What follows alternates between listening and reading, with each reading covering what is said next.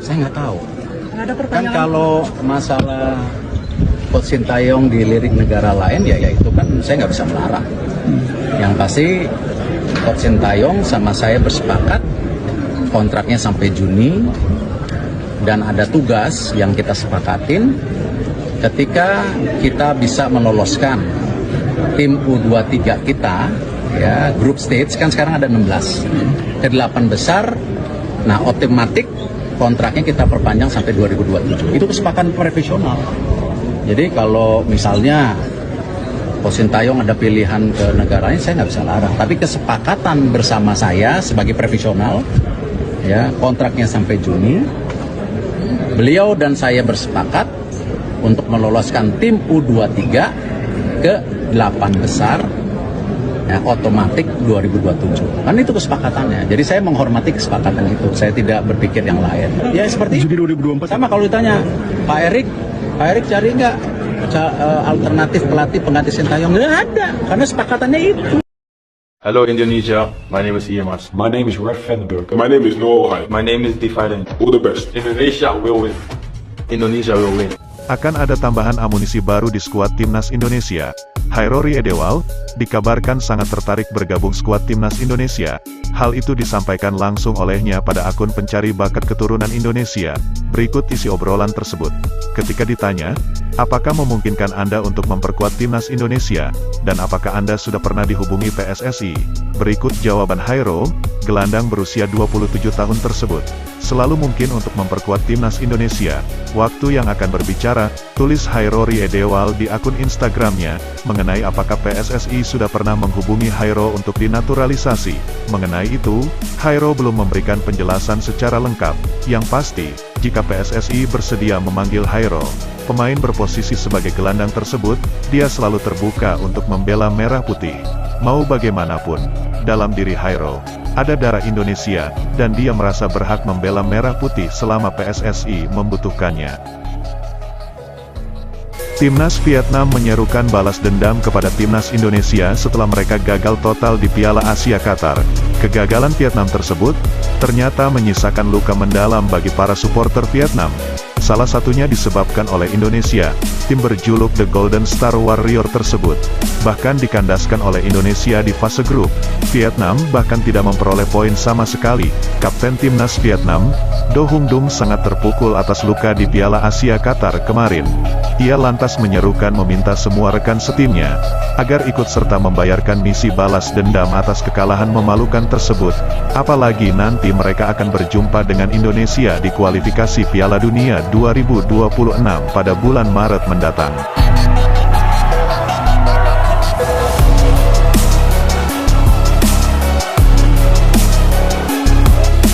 Berikut seruan Kapten Timnas Vietnam Do Hung Dum.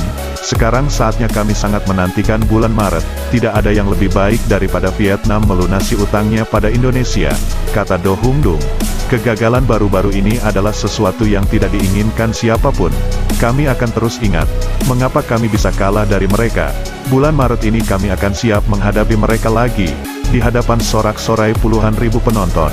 Mari bertarung dengan semangat yang lebih kuat dari sebelumnya.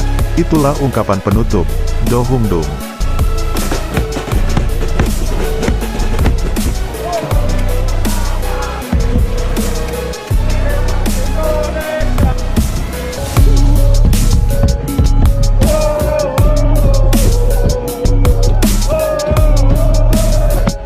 Begitu bersemangatnya para punggawa Timnas Vietnam menantikan laga kualifikasi Piala Dunia, dengan segera kembali bertemu Indonesia dan Irak.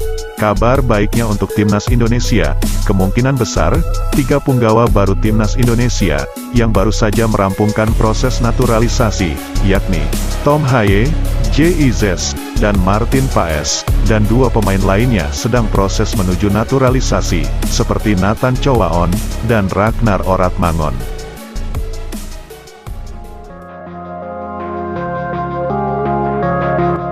Timnas Indonesia di babak 16 besar tampil sangat baik. Di awal babak pertama, Indonesia memainkan bola tempo cepat dengan high pressing yang sangat baik. Terbukti Australia yang merupakan salah satu raja Asia sempat kewalahan meladeni permainan cepat Indonesia. Namun sayang, Di menit 12, umpan ke dalam pemain Australia menyentuh kaki Elkan Bagot. Dengan tak sengaja, Hernando Ari justru menepis bola masuk ke dalam gawang sendiri. Setelah kemasukan 1 gol, skuad Garuda semakin meningkatkan intensitas permainan. Hal itu semakin membuat Australia tertekan. Terbukti, penguasaan bola di babak pertama, tim yang dipenuhi pemain muda Indonesia justru benar-benar mengurung Australia, 59% untuk Indonesia, dan 41% untuk Australia.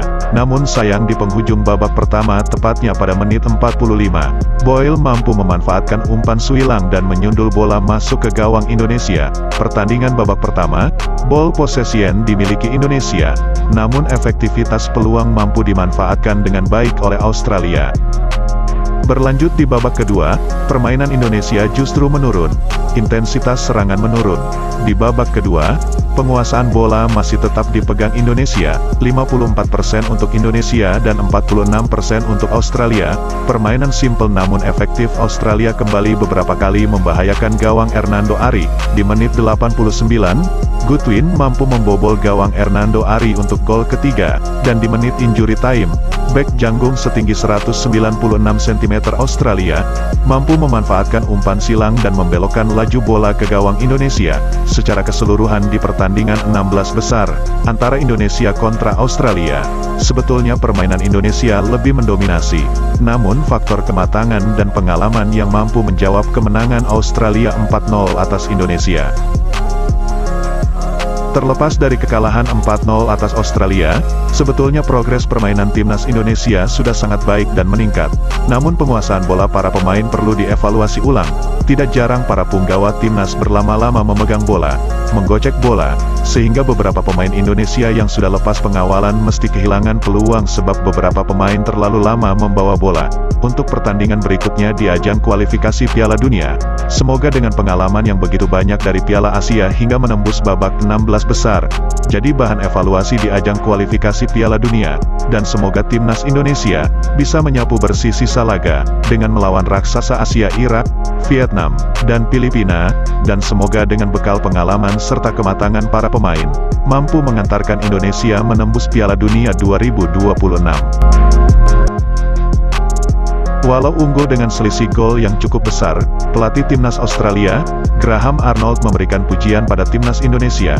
Bahkan, dia mengatakan sendiri, pemain Indonesia memiliki kondisi fisik yang begitu kuat dengan postur yang besar. Berikut perkataan Graham Arnold, pujian untuk Indonesia, saya pikir mereka tampil tangguh.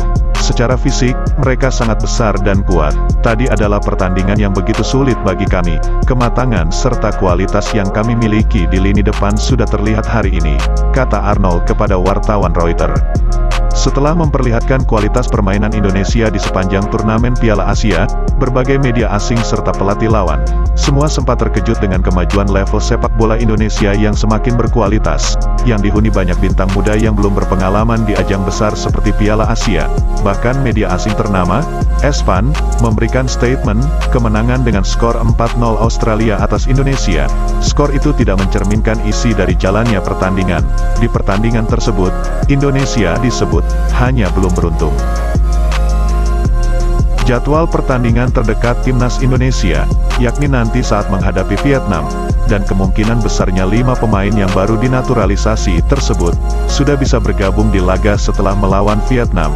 Dengan bergabungnya para pemain yang berkompetisi di Eropa tersebut, diharap mampu semakin menaikkan level kualitas permainan timnas Indonesia, mulai dari kiper berpengalaman, Martin Paes, ditambah pemain belakang tinggi besar, yang semakin diperkuat JIZ, ditambah bergabungnya motor serang playmaker cerdas seperti Tom Haye, dan striker berpengalaman, seperti Ragnar Oratmangun. Semoga dengan tambahan amunisi berkualitas, timnas Indonesia mampu menyapu bersih semua laga hingga menembus Piala Dunia 2026. Hal itu tentu akan menjadi sejarah yang tidak mungkin akan dilupakan seluruh rakyat Indonesia.